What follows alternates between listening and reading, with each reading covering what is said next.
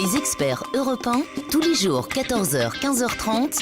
Roland Pérez. Alors, avant de continuer de décortiquer le bulletin de paie que j'ai apporté, qui est finalement le bulletin de paie lambda, et on a vu un certain nombre de lignes, on accueille David Abiker. Et David Abiker va nous livrer quelque chose de tout à fait intéressant. En tout cas, moi, je m'y suis tout à fait retrouvé.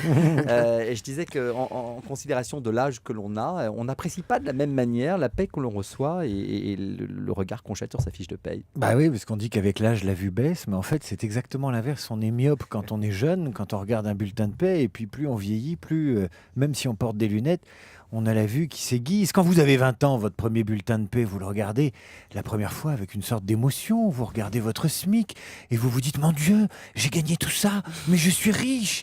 Et puis 5 ans plus tard, vous regardez votre bulletin de paie et vous vous dites « Mince, je gagne que ça !» Donc vous allez voir votre patron et vous lui demandez une augmentation. Et c'est du bol, il vous l'accorde. C'est rare. Et donc le mois suivant, vous avez vieilli d'un mois, 30 jours, et vous regardez votre fiche de paie et vous vous dites « Mais c'est pas possible, il m'a dit qu'il m'augmentait de 500 €. » Mais vous réalisez que vous n'avez pas été clair avec votre patron. Il a compris 500 € par an et pas par mois. Eh ouais, on apprend en vieillissant, en lisant son bulletin de paie.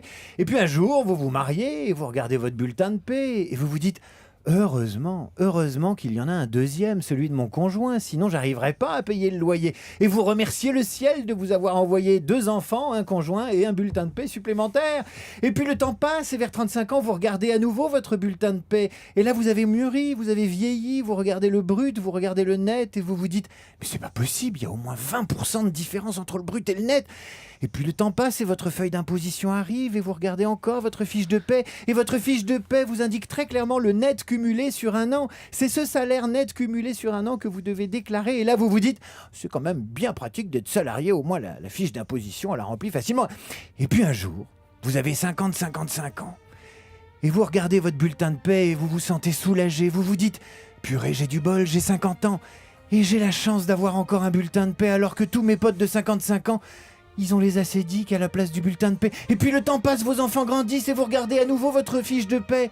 Et vous faites vos calculs cette fois. Vous avez des lunettes, vous la vue a baissé. Mieux, vous avez une loupe et vous descendez à la cave et vous réunissez 42 années et demie de salariat.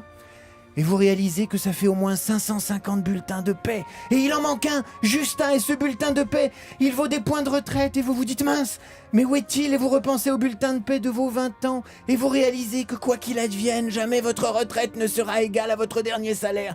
Et vous vous dites, mince, j'aurais dû y penser plus tôt. C'est en quelque sorte le résumé de l'émission, non? C'est exactement cela, hein. C'est vraiment exactement ça.